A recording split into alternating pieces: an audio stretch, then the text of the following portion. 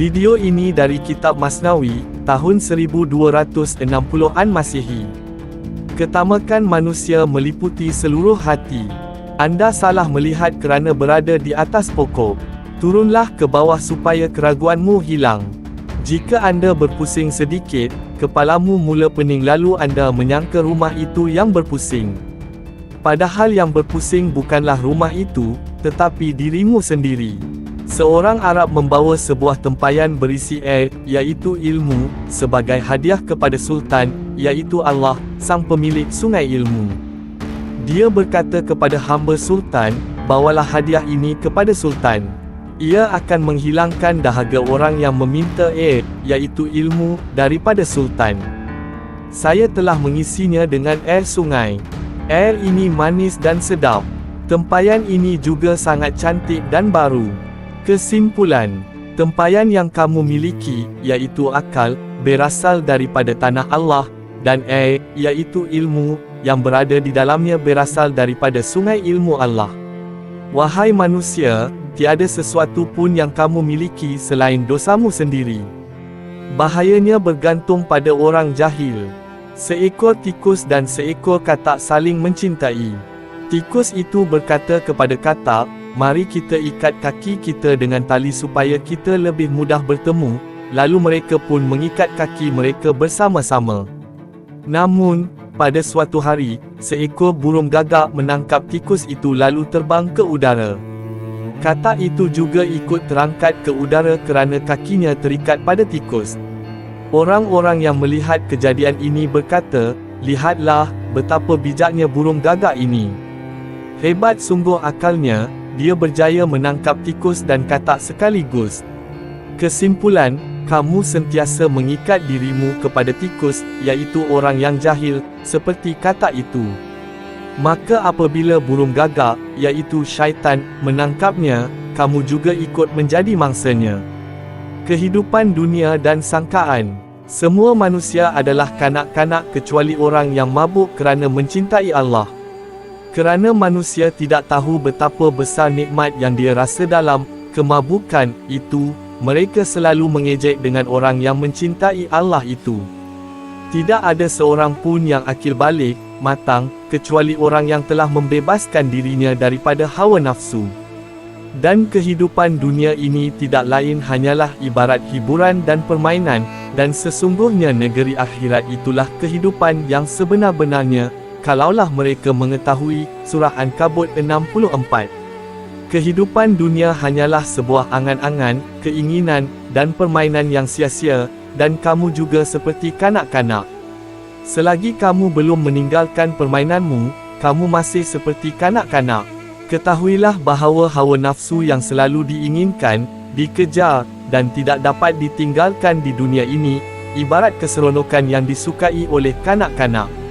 Peperangan manusia seperti pergaduhan kanak-kanak, sama sekali tidak bermakna, tidak berasas dan hina. Mereka semua bertarung dengan pedang kayu dan mereka semua bermain-main dengan sesuatu yang tidak berguna. Mereka memikul beban di belakang mereka.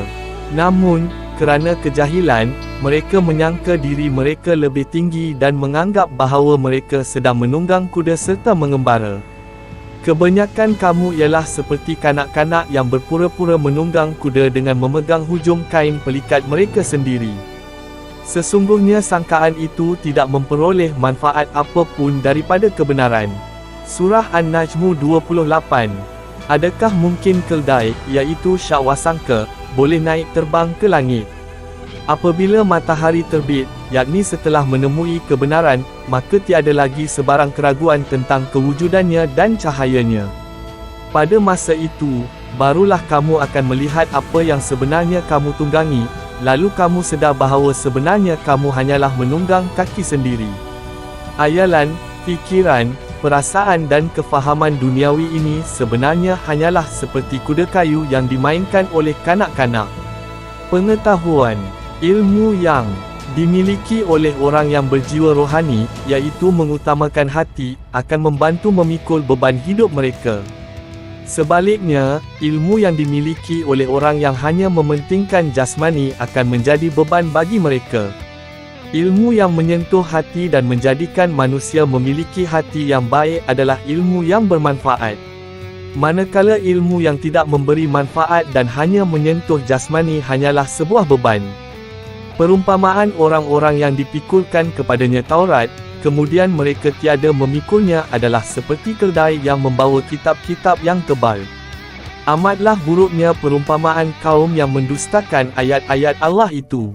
Dan Allah tiada memberi petunjuk kepada kaum yang zalim. Surah Al-Jumu'ah 5. Ilmu yang didapatkan di luar jalan Allah akan hilang, seperti warna hiasan pada pengantin yang tidak kekal. Namun, jika anda memikul beban itu dengan cara yang betul, anda akan bebas daripada bebannya. Janganlah engkau memikul beban ilmu itu demi hawa nafsu dan keinginanmu, agar engkau dapat melihat khazanah ilmu yang sebenar. Bagaimana anda akan bebas dari keinginan diri dan hawa nafsu jika anda tidak pernah minum daripada cawan cinta Allah? Kenalilah bulan di langit, bukan melalui pantulannya di sungai. Memadamkan ego. Hanya ayalan akan lahir dari kata-kata, sifat dan nama. Jika anda ingin melampaui nama dan huruf, sucikanlah dirimu sepenuhnya daripada dirimu sendiri, hilangkanlah egomu, dan jadilah cermin yang bersih daripada debu dan karat, yang dapat memantulkan kebenaran. Sucikanlah dirimu dari sifat-sifatmu sendiri agar kamu menjadi murni. Kemudian, kamu akan melihat dan menemukan ilmu para nabi di dalam hatimu, tanpa memerlukan kitab atau guru.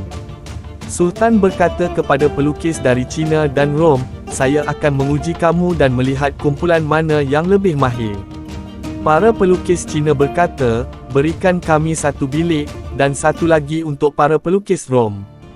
Ada dua bilik yang pintunya saling berhadapan. Para pelukis Cina mengambil satu bilik, dan para pelukis Rom mengambil bilik yang lain. Apabila para pelukis Cina meminta 100 jenis warna cat yang berbeza, Sultan membuka perbendaharaannya untuk mereka. Setiap pagi, mereka diberi pelbagai warna dari perbendaharaan Sultan.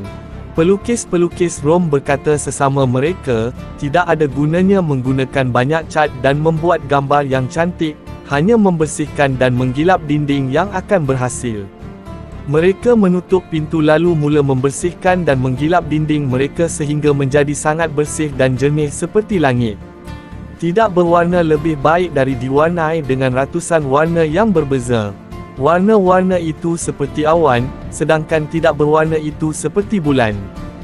Jika anda melihat kecerahan dan cahaya pada awan, ketahuilah bahawa cahaya itu datang daripada bintang, bulan dan matahari. Kemudian, para pelukis Cina menyiapkan lukisan mereka, lalu mereka semua berbangga dengan keindahan karya mereka.